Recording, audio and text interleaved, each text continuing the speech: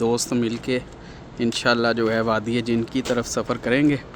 ये अभी असलम भाई की सरपरस्ती में, हाँ जी असलम भाई आप गाड़ी में बैठे अल्हम्दुलिल्लाह। ये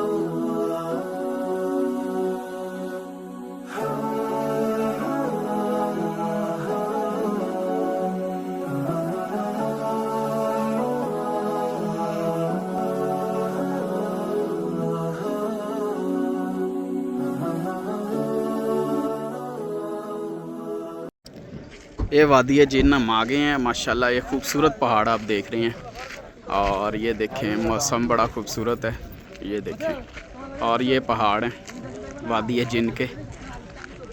ये आज बड़ी रौनक है माशाल्लाह इधर। ये दोस्त अहबाब के साथ मैं भी आ गया हूँ। ये पहाड़ है